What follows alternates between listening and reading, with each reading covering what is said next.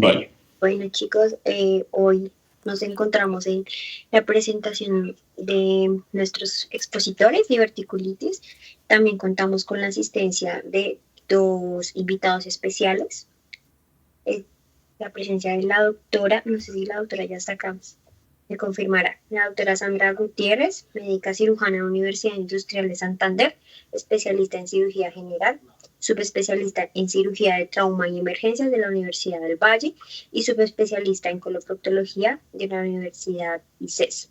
También contamos con la participación del doctor Andrés Lazo, quien es médico general, cirujano general de la Clínica Universitaria Colombia. Miren, ya podemos iniciar. Vale, entonces, mucho gusto. Nuestro grupo conformado por yo, León Felipe Medina Carvajalino, Laura Alejandra Rojas López y María Camila López, vamos a hablar de diverticulitis, del síntoma a la resolución.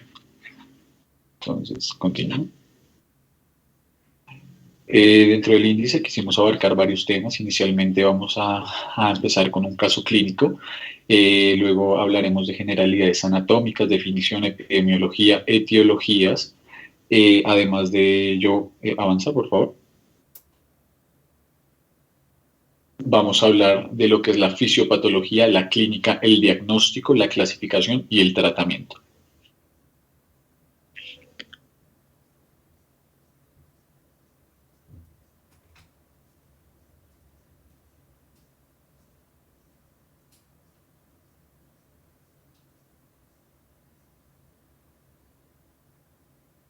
Vale, entonces creo que no escuchamos a Laura.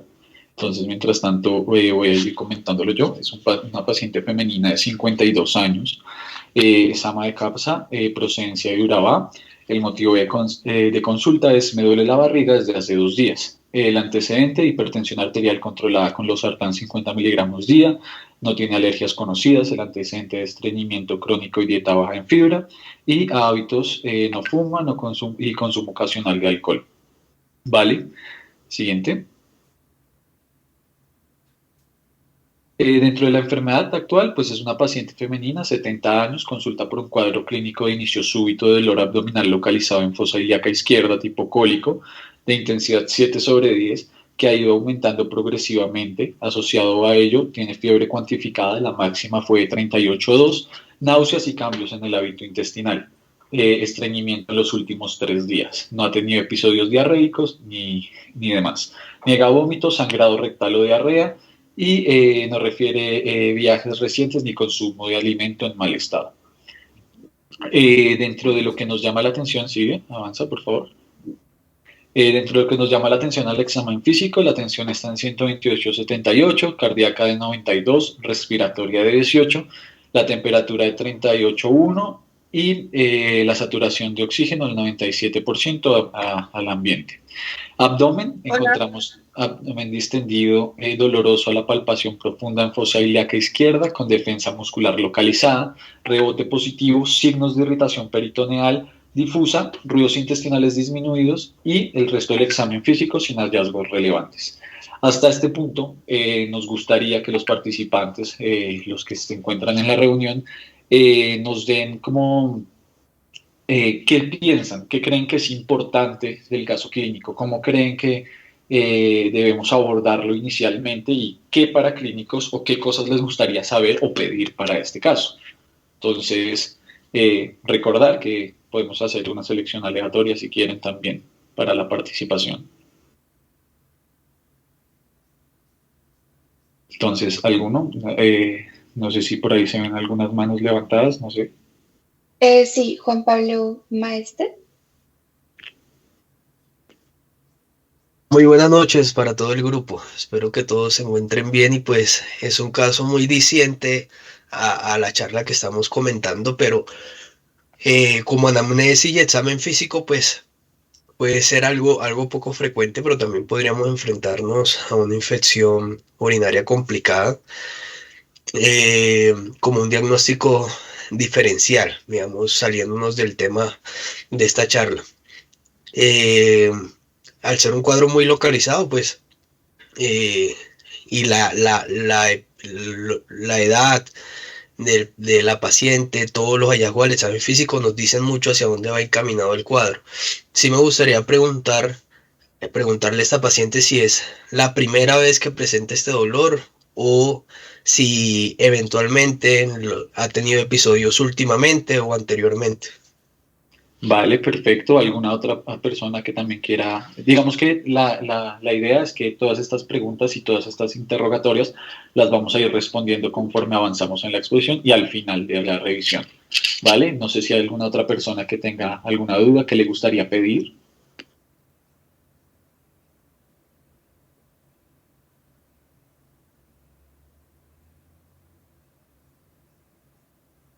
No sé si me ayudan ahí a ver si hay alguien que tenga la mano levantada. No, por el momento Vale. nadie la tiene levantada. Vale, entonces recuerden que al final de la charla igual vamos a hacer participaciones activas, entonces de pronto vamos a hacer algunas preguntas para el público que tienen que ser respondidas. Continúa, por favor.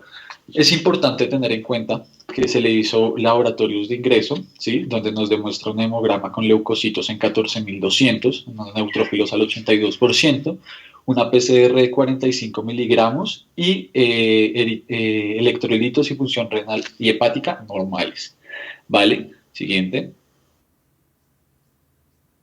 Se realizó también unas imágenes, se realizó un TAC de abdomen con contraste, donde nos demuestra acá, les puse la imagen, las flechas curvas y rectas están asociadas ahí en el enunciado, donde se ve una presencia de una colección líquida pericólica, que es esta flecha curva en la primera imagen superior izquierda, de aproximadamente 52.29 milímetros en el plano axial, hallazgos del estadio 2A, ya van a entender más adelante qué es el estadio 2A, asociado a rarefacción difusa de la grasa de la cabeza, que es la que vemos en la cabeza de la flecha, ¿listo? Y líquido libre, laminar, locorregional, perihepático y gotiera parietocólica izquierda, que son las flechas rectas que pueden ver en la imagen inferior derecha y en la imagen superior derecha, ¿vale? Acá podemos ver que no hay evidencia de neumoperitoneo, entonces digamos que hasta el momento es el hallazgo que se encuentra en el TAC. Digamos que para los que no entienden inicialmente qué es lo que se encontró, vamos a irlo respondiendo cuando hablemos sobre ya el desenlace y lo que vemos a niveles de laboratorios en la patología. Siguiente. Ahora sí se escucha. ¿Sí me pueden escuchar, por favor? ¿Me confirman? Sí, te escuchamos.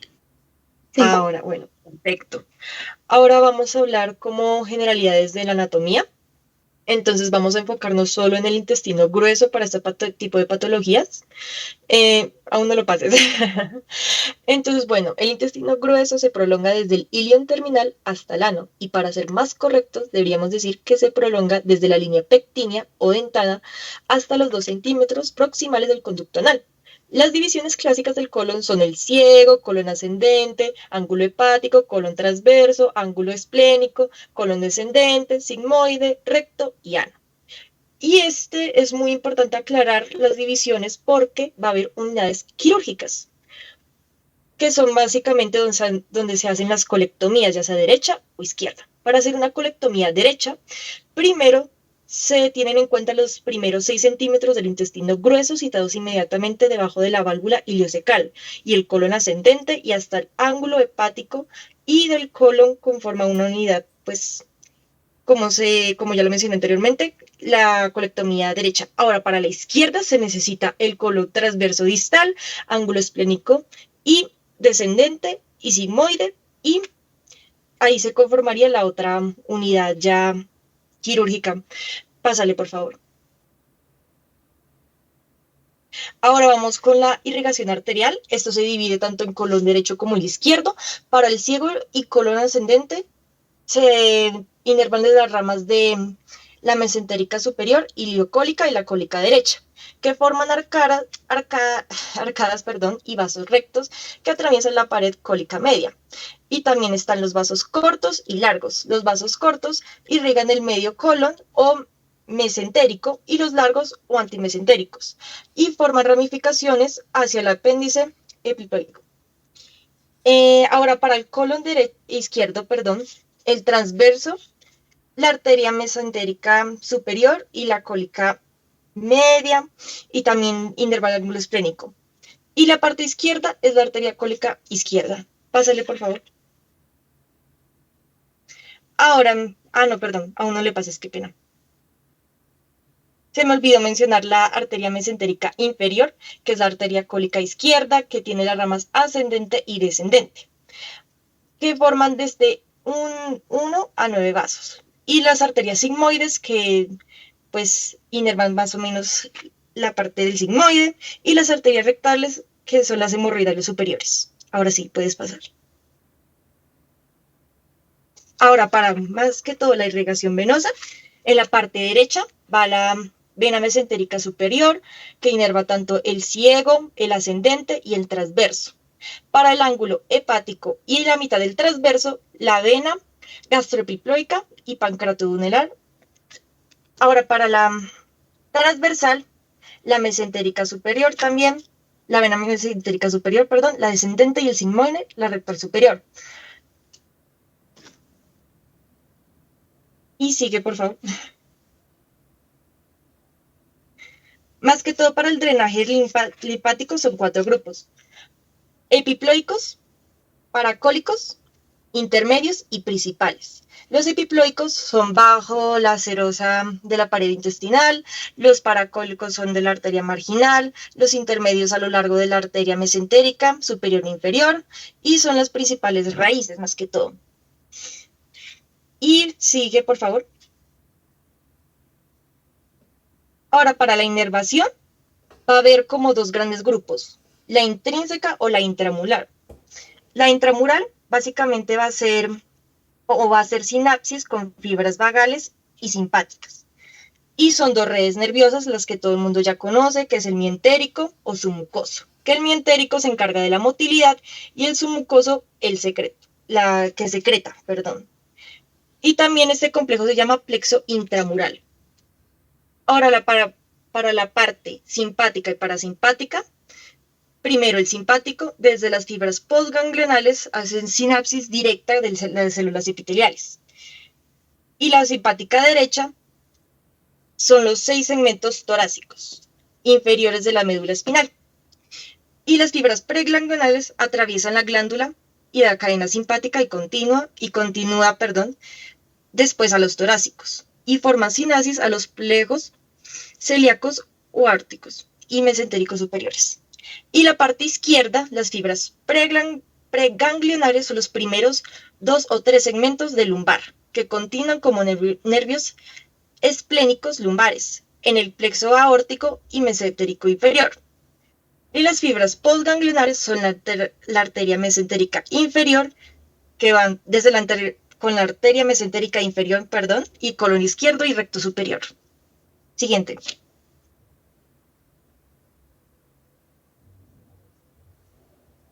Listo, entonces ahora sí vamos a hablar de lo que es la definición de de enfermedad diverticular. Vamos a hablar de los tipos de diverticulosis, diverticulitis.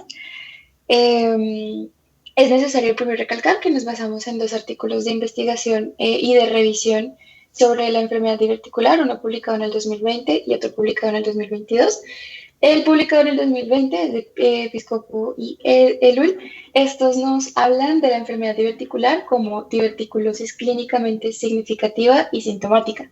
Entonces, incluye diverticulitis, enfermedad diverticular no complicada y colitis segmentaria asociada a los divertículos, la cual llamamos SCAT. Y luego está la del 2022, que es de Bárbaro et al.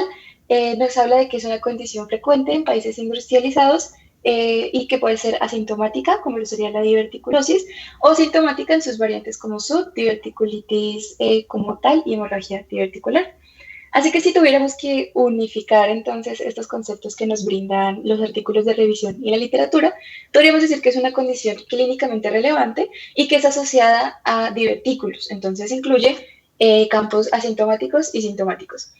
Entonces, para comprender qué son los divertículos, podemos decir entonces que son invaginaciones de mucosa y submucosa a través de la capa muscular que es asociado a diverticulosis, la cual patología de diverticulosis es la presencia de divertículos colónicos con hallazgo que suele ser como incidental o colonoscopía en imágenes. Normalmente la persona no presenta síntomas ni signos como de primera instancia. Bueno, lo que podemos observar en la imagen, la coloco de la derecha, pues son los divertículos colónicos sanos, no tienen inflamación, al menos en este caso. Ahora, encontramos unos subtipos. Los subtipos que nos mencionan son el SAD, por sus siglas en inglés, y esta va a ser como la enfermedad diverticular sintomática, pero no complicada, no va a presentar complicaciones, pero se va a presentar clínica como el dolor abdominal, distensión o síntomas, pues serían similares al síndrome de intestino irritable, pero no hay, como dije, inflamación ni complicaciones. Por otro lado está la SCAT, también por sus siglas en inglés, pero en español sería la colitis segmentaria asociada a divertículos. Es de una inflamación crónica en un tramo del colon con divertículos, pero no llega a ser diverticulitis aguda. Y finalmente tenemos la diverticulitis, que va a ser inflamación aguda del divertículo, que puede ser complicada o no complicada. De esta tenemos una definición de la WCES del 2020, la cual nos dice que es la inflamación de un divertículo con hallazgos a tomografía computarizada que son compatibles entonces con lo que sería divertículos, engrosamiento de la pared colónica y cambios inflamatorios en grasa pericólica, y puede haber o no extensión más allá del colon. Lo que podemos observar a la derecha es una tablita que hice acerca de los estadios que nos propone la WCES. Tiene estadios del 0 al 4, siendo 0 no complicada y de 1 a 4 complicada. Y las complicaciones pues radican entonces desde aire en la cavidad, en el espacio pericólico o líquido, en el tamaño de los abscesos que pueden haber. Por ejemplo, el 1B y 2A se diferencian en el absceso y su tamaño, siendo el 1B menor a 4 centímetros y el 2A mayor a 4 centímetros. Y luego más adelante pues podemos ver que el 2B se va hacia aire libre distante, mientras que el 3 y el 4 es líquido libre difuso con o sin aire libre distante. Eso por parte de la diverticulitis.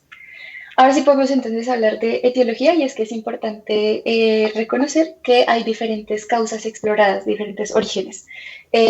Todos pueden ser un conjunto, o puede haber un paciente que presente una o dos de estas situaciones en las cuales se le dé origen de la enfermedad. Entonces vamos a desarrollarlas todas y empezamos con los factores genéticos. Pues hay estudios de agregación familiar y de gemelar que estiman una heredabilidad de aproximadamente 45% con comparación al resto, atribuible a factores ambientales, aparte de su genética. Bueno, los genes y los identificados como más importantes son los que pueden ver en pantalla. Estos hacen referencia al colágeno, a las proteínas de matriz extracelular, a la regulación de la inflamación, la motilidad intestinal, y bueno, en sí las afectaciones van a ser la elasticidad y el soporte de la pared, como parte principal para la generación de divertículos, la resistencia por parte de matriz extracelular y pues la regulación de la inflamación por respuesta inmunológica, eso lo vamos a ver más adelante, y pues genes que ya afectan a la transmisión nerviosa dentro del intestino. Eso sería por parte de factores genéticos. Luego nos hablan acerca de los hábitos, entonces podemos hablar de la dieta y en sí el estilo de vida de la persona, y es que estos estudios se contradicen en cierta parte porque no llegan en sí como una misma conclusión, entonces vamos a explorarlo. Lo primero que hablan es que la dieta dietética, con fibra dietética, ayuda a que las heces sean más blandas y voluminosas. Esto se sabe porque estas no son en sí digeridas, sino que son expulsadas directamente como ser un carbohidrato para ayudar a la constipación. Entonces, se postula que ayuda a reducir la presión dentro del colon, y pues hay evidencia en estos estudios pues que esto funciona y disminuye el riesgo. Sin embargo, otros estudios como que no concluyen lo mismo, o sea, no llegan como a una significancia de la fibra. Yo podría concluir, o podríamos concluir nosotros, que sí aporta más que de lo que haría daño. Entonces es útil para su tratamiento o para la ayuda ante la prevención de la diverticulosis.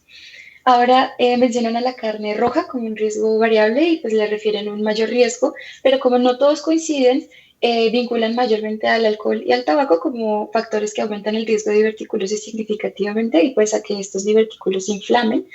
Le atribuyen a la actividad física intensa como atletismo o natación la disminución del riesgo de la presentación de diverticulosis y finalmente la obesidad abdominal le atribuyen un mayor riesgo ya que esa grasa genera mayor riesgo de complicación de diverticulitis como vemos por ejemplo en la escala de la WCS. Por otro lado, tenemos la microbiota intestinal. Bueno, esta no solamente presenta alteraciones, sino que también hay factores predisponentes como la presencia o no de algunas bacterias en la microbiota. Entonces, hubo estudios con pacientes que tenían diverticulosis y otros pacientes que tenían SAD, y estos demuestran alteraciones específicas, pero pues no siempre eran consistentes, y entre esas habían series como que había disminución de grupos de butirato, como sabrán, es un ácido graso que protege la mucosa y reduce la inflamación, y se le atribuían las siguientes bacterias, que son las primeras que pueden ver, que son la Clostridium 4 y la Roseburia.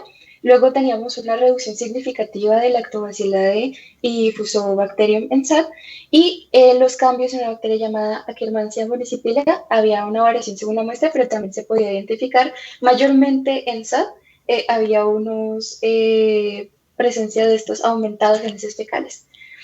Entonces, si podíamos asociarlo a la clínica, podríamos decir que bacterias como Ruminococcus van a generar una mayor distensión por la producción de gases, mientras que la Roseburia va a generar menor distensión y como la encontramos disminuida, por eso hay mayor distensión intracolónica. Y luego está la Cianobacterium, pues va a generar una mayor intensidad o mayor percepción del dolor. Estos hallazgos en sí nos van a presentar lo que es disbiosis en el intestino y pues esto nos podría generar entonces inflamación de bajo grado y por ende alteraciones en la motilidad. Ahora entonces exploramos la inflamación de bajo grado que acabo de mencionar. Es una evidencia mixta. Nuevamente los artículos se llegan como a contradecir, pero si tuviéramos que concluir algo, podríamos decir que hay un incremento de los macrófagos en la mucosa. Esto está presente en diverticulosis y en SUD. Este va a generar un aumento de marcadores proinflamatorios, como lo sería factor de necrosis tumoral alfa e interleucina 6, esto en SAD. Y va a haber un aumento de calprotectina, fecal en SAD y en diverticulitis.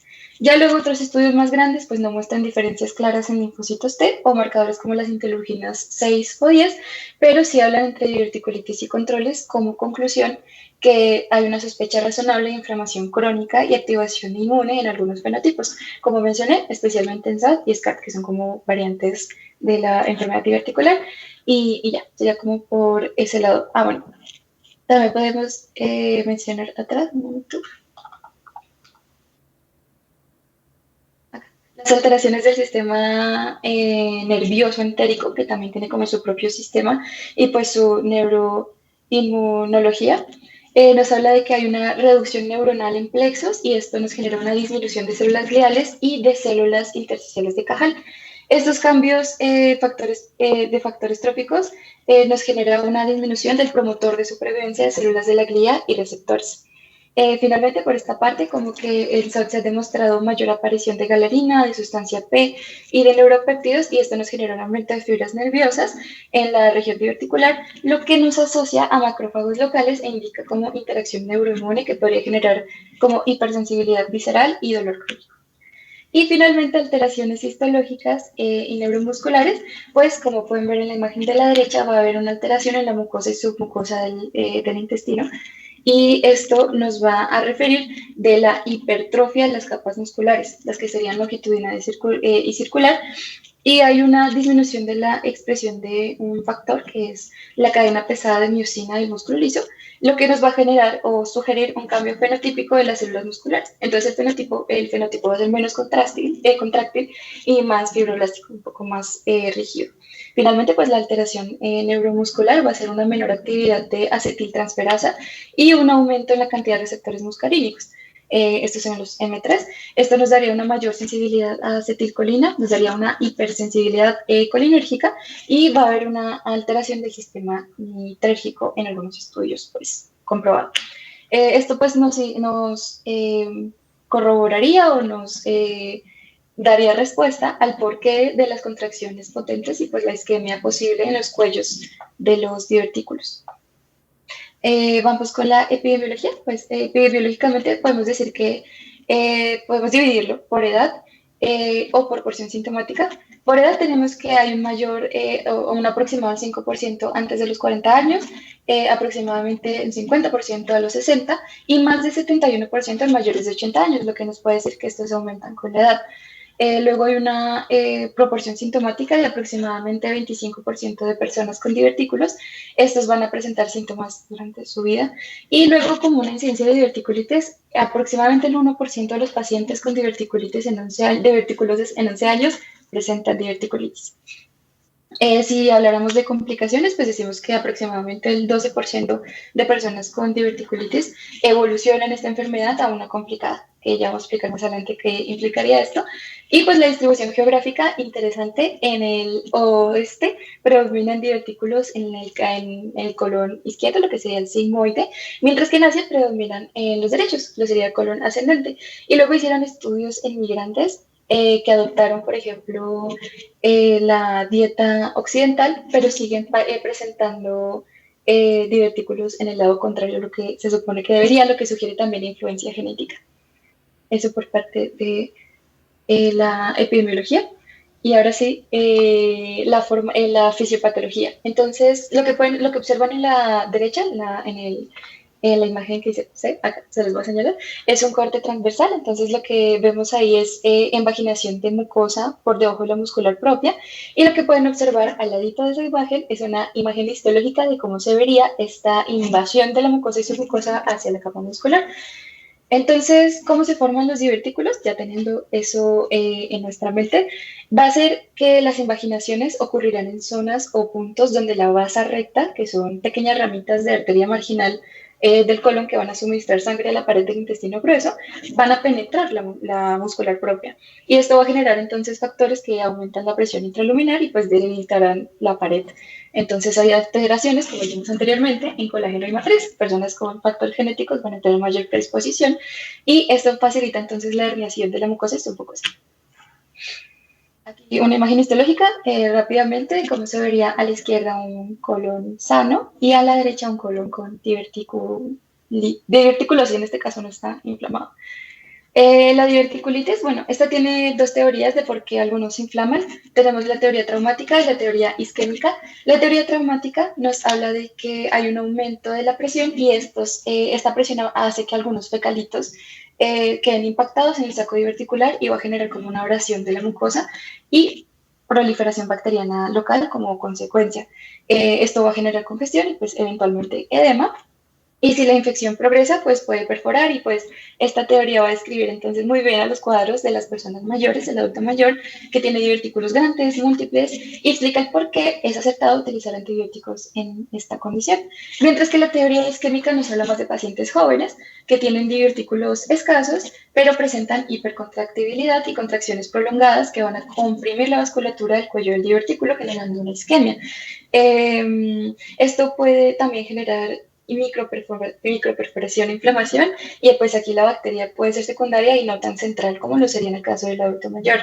Esto va a explicar entonces la evidencia de la hipersensibilidad colinérgica que mencionábamos anteriormente, con el aumento de los receptores M3 y pues la disminución de la colina acetiltransferasa y dando contracciones potentes. Ahora, no necesariamente tienen que participar en el adulto mayor o en jóvenes una o la otra, de hecho pueden coexistir sinérgicamente y pues también va a influir la edad, el tamaño y el número de los divertículos y pues el fenotipo clínico.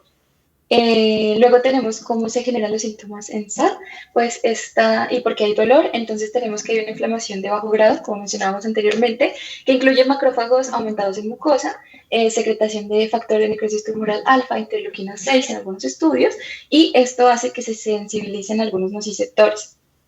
Luego tenemos cambios en el sistema nervioso entérico y pues neuroplasticidad, creo que lo tengo acá, no, bueno, cambios en el sistema nervioso entérico y neuroplasticidad que hace que haya un aumento de péptidos prodolor y generación de nuevas conexiones nerviosas.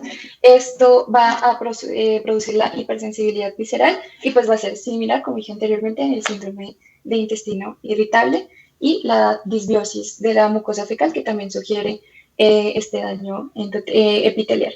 Y ya, eso sería por esta parte.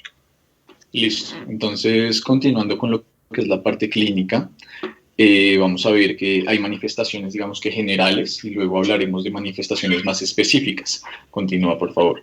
Entonces, dentro de lo que son las manifestaciones generales y principales, digamos así, tenemos dolor en el cuadrante inferior izquierdo, fiebre, dolor en el cuadrante inferior derecho, dolor en el área suprapúbica, ya haremos aclaraciones con varios de estas manifestaciones, alteración en los hábitos intestinales, masas palpables, síntomas urinarios, hemorragias, ¿sí? Digamos que de todo este conglomerado, no todas hacen parte del cuadro normal, del cuadro clínico normal, pues.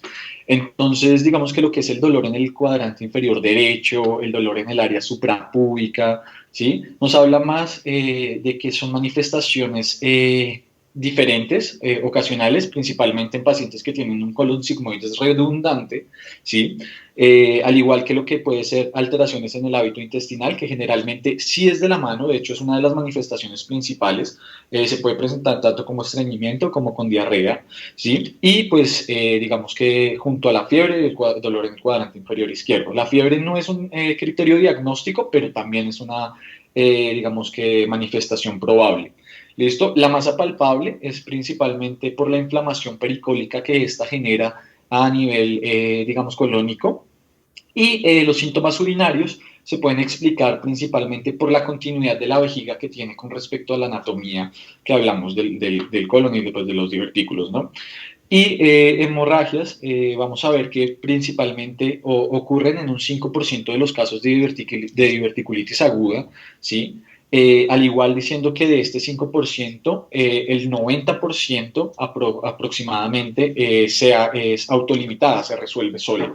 ¿Listo? Continuando con esto, por favor sigue. Vamos a ver manifestaciones de la diverticulitis aguda no complicada, tanto derecha como izquierda.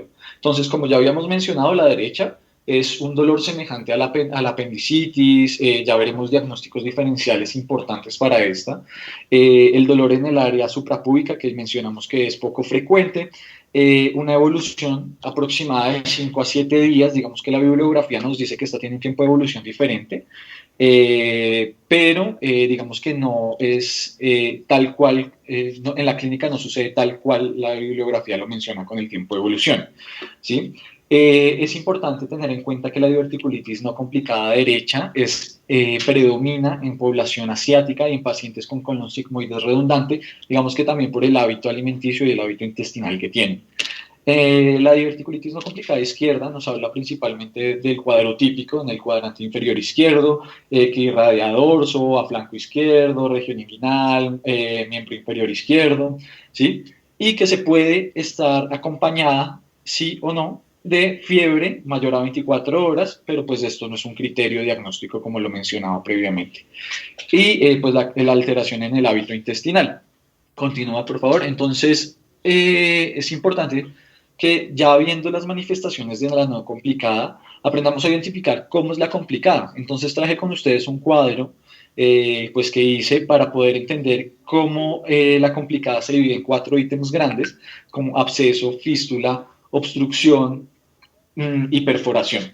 ¿Listo? Entonces, ¿qué debemos preguntarnos? Es lo principal, ¿no? Si tenemos un absceso, tenemos que sospecharlo con qué, con que no hay una mejoría después del tratamiento con antibiótico, que haya fiebre en los 3 días próximos al tratamiento antibiótico, o sea, durante los 3 primeros días, y que se pueda observar el absceso en el TAC. ¿Listo? Más adelante hablaremos de cómo tratarlo. En la fístula es importante tener en cuenta 3 tipos de fístulas muy comunes o de principal relevancia en la diverticulitis aguda complicada, que es la colovesical, la colovaginal y la coloentérica. ¿Listo? La colovesical, ¿qué debemos preguntarnos? ¿Cómo debemos hacer el diagnóstico? ¿Sí? Tenemos que preguntarnos, ¿la paciente tiene fecaluria? ¿Tiene disuria? ¿Tiene neumaturia? ¿Sí? Con eso podemos preguntarnos sobre la colovesical. La colovaginal, ¿qué es lo que nos interesa? Ver si hay heces o gas que salgan o sean expulsados por el canal vaginal o dentro del canal vaginal. Y la coloentérica, pues que tenga una masa o presencia de diarrea, ¿listo? La obstrucción es como un cuadro común de obstrucción intestinal, niveles hidroaéreos, ausencia de gas distal, signo en pila de monedas, podemos encontrarlo, digamos que cuando vemos signos de obstrucción intestinal. La perforación. ¿Qué pasa con la perforación? Debemos sospecharla cuando hay distensión, dolor incalculable, pues que hace parte de los criterios de los signos de irritación peritoneal, ¿sí? Entonces, cuando decimos que un paciente está perforado es porque tiene signos francos de irritación peritoneal y pues a nivel imagenológico también se puede ver. ¿Listo? Continuemos. Ahora hablando un poco de lo que es como la clínica, vamos un poco más al diagnóstico. Entonces, con ustedes también traje un pequeño esquema que realicé para entender cómo diagnosticamos brevemente la diverticulitis aguda.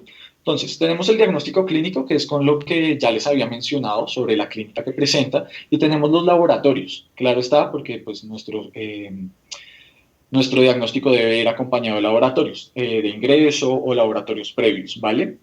Entonces, posterior a esto, ya teniendo la sospecha diagnóstica junto con la clínica y el laboratorio, debemos confirmarlo con una imagen. Nuestra imagen de preferencia va a ser siempre el TAC abdominal contrastado, porque tiene una sensibilidad del 98% y una especificidad del 97%, prácticamente que es la mejor opción que tenemos, pese a que tenemos imágenes alternativas en caso de que no llegamos a tener el TAC, que se los voy a hablar más adelante. Teniendo el TAC, vamos a poder identificar si es complicada o no es complicada. Además de ello, en la clínica tenemos que ver si nuestro paciente está hemodinámicamente estable o está hemodinámicamente inestable, ¿vale? Listo. Entonces, complicada, vamos a ver que es 1B, 2, 3 y 4 en el Hinchi, y Hinchi 0 y 1 es no complicada, que era lo que nos mencionaba anteriormente Camila. ¿Vale? Continúa, por favor. Entonces, dentro de los diagnósticos por la clínica, ya habíamos hablado, manifestaciones sugestivas, anamnesis, importante dentro de la anamnesis antecedentes familiares y personales, que sea pacientes que tengan hábitos intestinales diferentes, que tengan un estilo de vida alimenticio y demás diferente, y que además de ello presenten antecedentes familiares con patologías colónicas previas o crónicas, por ejemplo, el cáncer de colon, ¿vale? Continúa, por favor. Entonces, dentro de los laboratorios, acá les traje varios laboratorios. Lo importante es entender por qué y para qué de cada uno, ¿sí? Como no le vamos a negar a nadie, un hemograma es lo que le vamos a mandar a todos nuestros pacientes, principalmente porque en el hemograma vamos a encontrar un hallazgo bastante importante con la consecuencia patológica de nuestra enfermedad, ¿vale? Que serían la leucocitosis con desviación a la izquierda, ¿vale? Que es un signo clásico de la infección o inflamación aguda que podemos ver, aunque la ausencia de esta leucocitosis con desviación a la izquierda no significa que no tengamos una diverticulitis presente, ¿vale? Solo que nos ayuda a reforzar el diagnóstico. También podemos ver algunos casos de anemia, que es útil para esos sangrados digestivos y demás, ¿vale? En la proteína C reactiva, vamos a ver que es un marcador sensible más no específico de inflamación, ¿sí? Sus niveles elevados nos pueden indicar o nos pueden, digamos que acompañar el diagnóstico, ¿vale? Aproximadamente una elevación de 50 a 140 miligramos litro nos puede indicar que puede estar cursando por una diverticulitis, pero lo mismo que digo, sensible más no específico para la enfermedad, ¿vale? Los electrolitos y función renal tienen una importancia muy alta. Digamos que los electrolitos, más que todo para esos pacientes que tienen una clínica de vómito, diarrea y demás, ¿sí? Para ver los niveles de hidratación y, pues, digamos, perfusión que tiene el paciente, ¿no? Y la función renal, pues es crucial porque si vamos a utilizar una imagen diagnóstica como el TAC contrastado, necesitamos saber si el paciente está renalmente digamos que su función renal es adecuada o no lo es, ¿vale? Entonces, eso es un paraclínico de muy alta importancia en el caso del diagnóstico, ¿listo? Para poder continuar con las imágenes clínicas. El perfil hepático realmente no es un criterio, no es algo típico de la diverticulitis, la afectación hepática, pero pues nos puede ayudar a descartar diagnósticos alternativos, ¿verdad? pero, por ejemplo, como la hepatitis o la pancreatitis, que tienen una evolución clínica similar, más no igual, que nos puede ayudar con un diagnóstico diferencial. El uroanálisis me parece también muy importante. ¿Por qué? Porque nos ayuda a identificar la infección urinaria o esos signos sugestivos de fístula colovesical. ¿Sí? ¿Por qué? Por lo mismo que mencionábamos anteriormente, porque como está tan contigua a la anatomía colónica, puede haber síntomas como piura, hematuria, estéril, ¿sí? Entonces, pues digamos que es importante tenerlo en cuenta, más no es obligatorio siempre pedirlo, por ejemplo, como el perfil hepático, que no es necesario pedirlo, pero pues se puede pedir como diagnóstico diferencial en caso de que no tengamos la sospecha clara. Y por último, uroanálisis y el examen coproscópico. El uroanálisis es para, bueno, el coproscópico, discúlpenme, es como para descartar también otras causas, ¿sí? No es común hacerle un coproscópico a un paciente con diverticulitis, pero pues puede ayudarnos a descartar otras causas de dolor abdominal y alteraciones digestivas, pero pues digamos que lo traje como para que entendieran un poco más allá de ello. Continúa, por favor. Dentro de las imágenes diagnósticas, explicando un poco más, como ya les había mencionado, el TAC es la imagen, digamos que predilecta para esto. Ya les expliqué el por qué. La ecografía, que tiene una sensibilidad del 77% y una especificidad del 99%, ojo, es más alta que la del TAC, pero no podemos hacer una ecografía en un paciente que sospechamos una diverticulitis complicada, ¿sí? Porque pues realmente no nos va a, digamos que no nos va a esclarecer mucho sobre el cuadro y cómo está, dónde está ubicada la verticulitis, dónde está ubicada la complicación y demás. Entonces nos sirve más para la no complicada, más no es la primera imagen que solicitaríamos. Y la radiografía.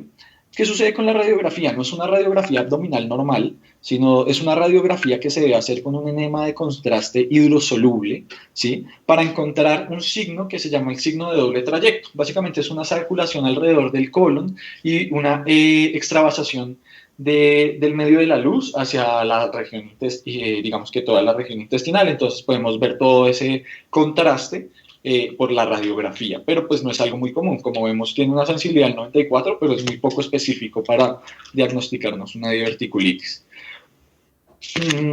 ¿Puedes continuar, por favor? Entonces, ¿qué diagnósticos diferenciales tenemos que tener en cuenta? Que es lo que les mencionaba inicialmente. Apendicitis aguda, cáncer de colon, colitis pseudomembranosa, enfermedad de Crohn, embarazo ectópico y quiste ovárico o absceso o torsión ovárica, ¿sí? Son diagnósticos diferenciales bastante importantes que debemos tener en cuenta. Por ejemplo, los últimos dos que les mencioné en mujeres, ¿sí? Mujeres que estén o en edad fértil o que tengan antecedentes de enfermedades ováricas, ¿vale? ¿Cómo podemos, digamos que relacionarlo un poco? Entonces, en la apendicitis aguda nos damos cuenta que era lo que les mencionaba anteriormente, que es un dolor en el cuadrante inferior derecho, fosa ilíaca derecha, es migratorio, no tiene mejoría pese al manejo. Podemos sospecharlo y podemos tomarlo como un diagnóstico diferencial, realmente. Con el cáncer de colon, el CA de colon, podemos ver que hay pérdida de peso y sangrado, que digamos que son manifestaciones que pueden ocurrir en una diverticulitis, pero pues no son la clínica común, la clínica habitual de esta enfermedad. Y la colitis pseudomembranosa, podemos ver que debuta con estas manifestaciones que sí son un poco más comunes de la diverticulitis, ¿no? Como por ejemplo la diarrea, la historia de uso de antibióticos previos o viajes recientes, ¿sí? Que nos dan como un esbozo de la clínica inicial que parece importante, pero tenemos que corroborarlo con otra parte importante que era lo que les mencionaba del resto del diagnóstico. ¿Listo? Y pues la enfermedad de Crohn, que es parte de enfermedad inflamatoria intestinal, que nos puede mencionar si hay una úlcera aftosa, si hay un compromiso perinatal o si hay una diarrea crónica. ¿Listo? Que son síntomas también con los que podemos llegar a un diagnóstico diferencial. Y pues en las mujeres lo que ya les mencionaba, ¿vale? Continúa, por favor. La clasificación, les voy a hablar de Hinchey modificado y de Hinchey anterior, el normal, ¿vale? Entonces, ¿qué sucede? La clasificación de Hinchey modificada es para la estratificación de la diverticulitis aguda. Van a ver ahorita más adelante la diferencia importante que hay, ¿sí? Pero nos dice, hay un grado cero, que es una diverticulitis que claramente está moderada, que podemos hacer un manejo ambulatorio de la enfermedad, por lo cual vamos a hacer es un manejo conservador, que es lo que nos sugiere la tabla.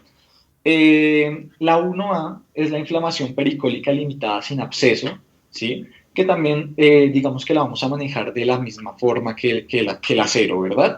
Porque las consideramos dentro de las clasificaciones no complicadas, ¿sí?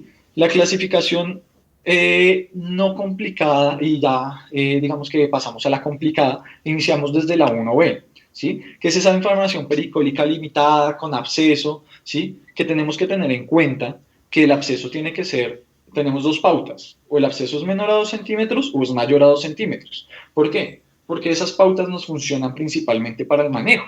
Entonces, si es menor a 2 centímetros, le puedo dar un tratamiento conservador esperando a que no aumente ese absceso, ¿sí? Con antibiótico y demás, que hablaremos más adelante cuáles. Y digamos que si es mayor a 2 centímetros, podemos hacer un drenaje percutáneo guiado por imagen, ¿vale? Dos, es absceso pélvico retroperitoneal a distancia. Igual tenemos que ver si el absceso es menor a 2 centímetros o mayor para el drenaje y el mismo manejo prácticamente. Aunque más adelante veremos cómo difieren algunos expertos y algunas literaturas sobre el manejo, ¿vale?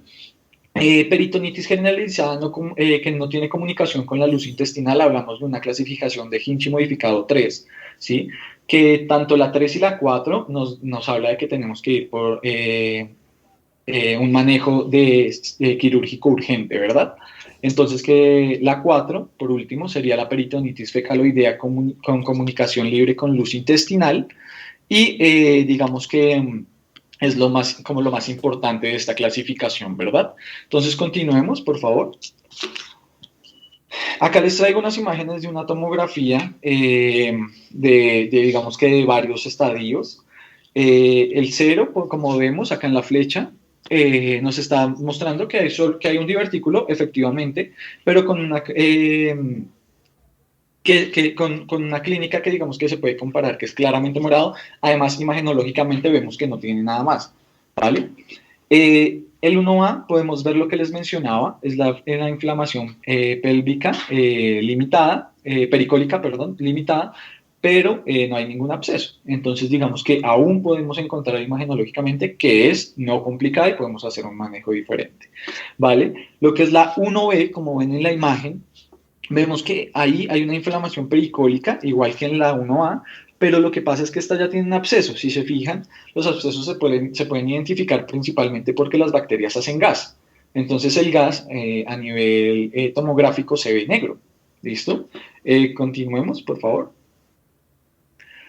Y pues de igual manera, para no seguir profundizando, traje la clasificación 2, 3 y 4, que digamos que ya hablamos de mucha más complicación, ¿verdad? Que ya se los mencionaba con la Hinchi modificada en la tabla anterior. Continúa, por favor. Y ahora de importancia, que vamos a ver, la clasificación de Hinchi que se utilizaba antes de llegar a la modificada, que tenemos solo 4 estadios, ¿sí? 1, 2, 3 y 4, que nos habla directamente de abscesos. Absceso con flemón pericólico, absceso pélvico, intraabdominal o retroperitoneal, peritonitis purulenta generalizada y ya la peritonitis fecaloidea, ¿sí? Esa clasificación de Hinchi, pues la tenemos acá con una imagen esquemática que nos demuestra, digamos que cada parte y cada proceso que hay entre Hinchi 1, 2, 3 y 4, ¿vale? Continuemos hablando un poco del tratamiento. El tratamiento lo podemos dividir en dos formas, ambulatorio o intrahospitalario, ¿verdad? Entonces, ¿qué nos va, digamos que a discriminar el tratamiento ambulatorio? Pues la clasificación, si es complicada o no complicada. Las no complicadas se dan de tratamiento ambulatorio y si vemos que es Hinchi 0, 1 y 1A, se pueden ir ambulatoriamente si no requieren un drenaje percutáneo. ¿Listo? Entonces, el manejo ambulatorio se da por manejo antibiótico por 7 días, más cambios en el hábito intestinal. Digamos que si vemos que el paciente ha tenido cambios en el hábito intestinal y el manejo antibiótico por 7 días que le vamos a dejar en casa nos parece el adecuado, pues podemos mandarlo por ambulatorio y sabemos que no se va a complicar nuestro paciente. ¿verdad? La dieta, esperemos que sea una dieta líquida de aproximadamente 2, 3 días máximos posterior al regreso para, digamos que controlar ese hábito intestinal y mejorarlo. ¿Cuándo debemos hacerlo? Básicamente cuando esos síntomas típicos de diverticulitis no complicada se manifiestan. Si no, pues sabemos que no podemos dejarlo ir aún. Y en ausencia de síntomas, es la otra ocasión, ¿sí? Que nos llegue un paciente con ausencia, con sintomatología previa, pero que actualmente no tenga sintomatología, podemos darle un manejo ambulatorio.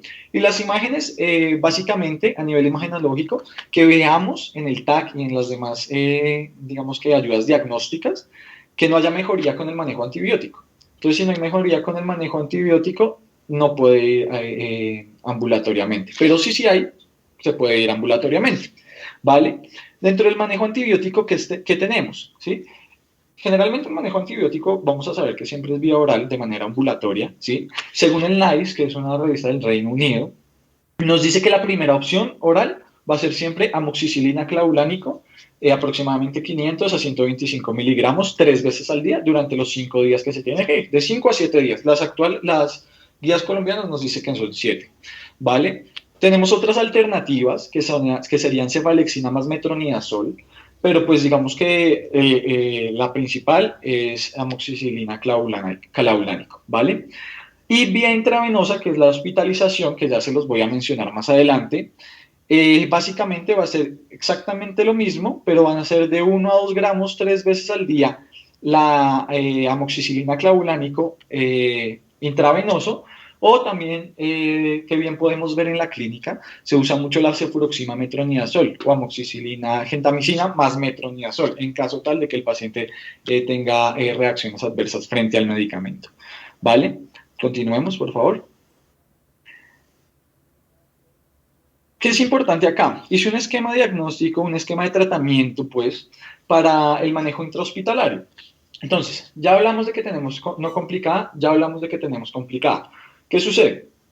Si tenemos una diverticulitis aguda no complicada, debemos evaluar lo siguiente: que tenga al menos uno de los criterios de selección. ¿Cuáles son los criterios de selección? Se los puse en un cuadro azul a la derecha, ¿sí? Que nos habla de que el paciente no tenga sepsis, no tenga microperforaciones, no tenga inmunosupresión, no tenga leucocitosis significativa con desviación a la izquierda, fiebre alta mayor a 38 grados, mayor de 70 años, comorbilidades, dolor abdominal severo, intolerancia a la vía oral, mal soporte socioeconómico, que esté falto de tratamiento ambulatorio. Entonces, digamos que esos casos específicos son criterios de selección para que el paciente tenga manejo intrahospitalario, ¿sí? Pero si el paciente no cumple con ninguno de esos criterios, podemos hacer un manejo ambulatorio, como ya bien lo mencionamos, con un control clínico cada semana, ¿sí? Semanalmente. ¿Para ver qué? Para ver que en ese control clínico el paciente esté sintomático o asintomático, ¿sí? Si está sintomático, buscamos diagnósticos diferenciales, los que ya mencionamos anteriormente. Si está asintomático, buscamos que se le haga una colonoscopia aproximadamente entre 5 a 8 semanas y se maneje con dieta, ¿vale? Mientras tanto, si es complicada, se hace directamente manejo intrahospitalario, ya lo sabemos, las órdenes comunes que son una vía oral, líquidos de mantenimiento, líquidos para mejoría de los signos y síntomas, manejo antibiótico de amplio espectro, como ya lo habíamos mencionado, y la analgesia. Siempre es importante tener a nuestros pacientes con analgesia. Evaluando esto, vemos si hay SIRS, hacemos un drenaje percutáneo, ¿sí? Y vemos si el drenaje percutáneo funcionó o no funcionó. Y hacemos la revaloración diaria en caso de que no haya SIRS. ¿Listo? Si el paciente mejora, podemos hacer el control en una semana y demás y mandar un manejo ambulatorio con criterios de salida. Y si el paciente no mejora, debemos ver que digamos que no mejora, pero empeora, vamos a hacer la intervención quirúrgica directa, ¿vale? Continúa, por favor. También les traje, por otro lado, digamos que ya lo que es propio y específico de lo que es la complicada, ¿no? Absceso, perforación, fístula, obstrucción. ¿Cómo es el manejo del absceso? Primero tenemos que evaluar en el absceso si hay posibilidad de hacer un drenaje percutáneo guiado por imagen o si no se puede. Si se puede, lo realizamos. Si no se puede, evaluemos. el paciente está contaminado o, digamos, o vemos signos de contaminación o de inflamación sistémica. Sí, sí, podemos llevarlo a una sigmoidectomía más anastomosis primaria más ostomía derivatoria, que es lo que deberíamos hacer en caso tal de que presente esto. Si no, simplemente es una sigmoidectomía más anastomosis primaria. ¿Listo? A nivel de la perforación, ¿sí? Tenemos que identificar, ¿nuestro paciente es estable o es inestable o tiene signos de irritación peritoneal y es inestable? Entonces, si es estable, podemos llevarlo a la misma derivación de que si está contaminado o no, ¿sí? Que es la sigmoidectomía más anastomosis primaria más ostomía derivatoria. ¿Listo? Y si no, pues podemos también ver la sigmoidectomía la sigmoidectomía más colostomía tipo Harman, ¿sí? Más adelante les explicaré en qué consiste cada una, pero pues es lo importante.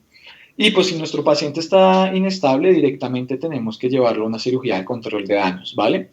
A nivel de fístulas, es básicamente la reparación del defecto, de la fístula que haya, es la derivación y lo que se debe hacer quirúrgicamente.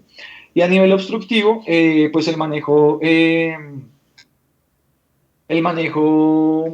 pues clásico de la obstrucción intestinal, ¿sí? El manejo básico y pues una sigmoidectomía más anastomosis primaria, ¿verdad?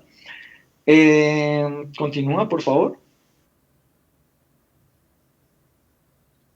Hablando un poco del drenaje percutáneo, tenemos que ver que ya dijimos, si es menor a 2 centímetros, en algunas bibliografías nos hablan de 3, no vamos a drenar, ¿sí? ¿Qué zonas de drenaje son las más comunes o lo que más se ve? ¿Sí? La zona de drenaje es la transabdominal, la más común es la vía anterior, ¿vale?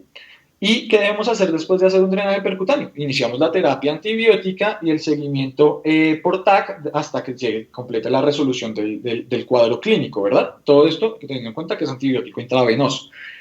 ¿Por qué? Porque si solo dejamos el drenaje percutáneo, pues realmente va a seguir colonizando y va a seguir aumentando, digamos que este absceso y no vamos a lograr hacer nada sin hacer el manejo antibiótico. ¿Qué tenemos que tener en cuenta? Si han pasado 2 o 3 días y no hay mejoría del cuadro, tenemos que hacer una cirugía. Debemos que llevarlo y pasarlo a cirugía, ya sea de las que mencioné anteriormente. ¿Vale? Ya para finalizar, continúa, por favor.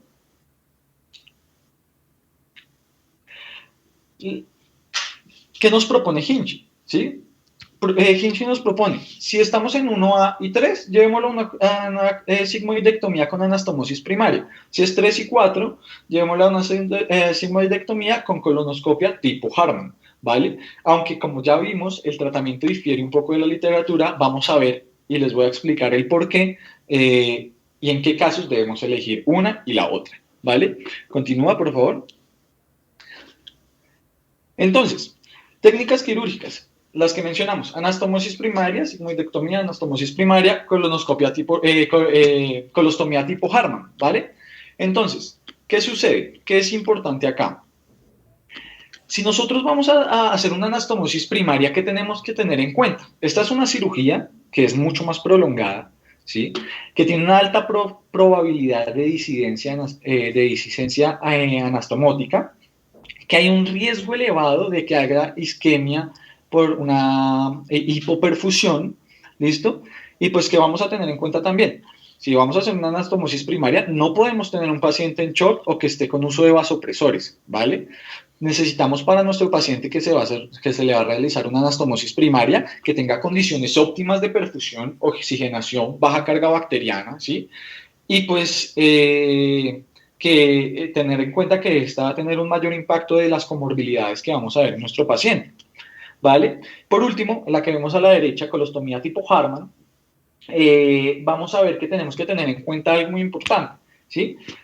La colostomía tipo Harman lo que busca y lo que promueve es remover ese segmento perforado y eliminar la contaminación, ¿sí? Haciendo una ostomía del segmento sin hacer una anastomosis con el recto, ¿vale? Esta no requiere anastomosis, que es lo que les estoy mencionando, y es muy segura en los pacientes que están inestables, ¿sí? ¿Por qué? Porque vamos básicamente a quitar la causa de su inestabilidad, ¿vale? Esta tiene mejor impacto en las comorbilidades, pero, pero digamos que no hay realmente un impacto muy diferente, sino lo diferente es en qué contexto lo voy a hacer, ¿sí? Si mi contexto es favorable, hago una. Si no es favorable, hago la otra. ¿Listo? Y siempre tener en cuenta eso, pese a que el manejo diagnóstico, el tratamiento nos diga, para esta enfermedad tenemos que hacer este manejo, siempre tenemos que analizar a nuestro paciente. Primero tenemos paciente antes que cualquier tipo de guía, ¿vale? O sea, las guías nos sirven, pero tenemos que analizar a nuestro paciente para saber qué le beneficia más antes de seguir cualquier algoritmo de manejo. ¿Listo? Eso sería todo. Muchísimas gracias por su tiempo y la exposición fue esto. Espero les haya servido.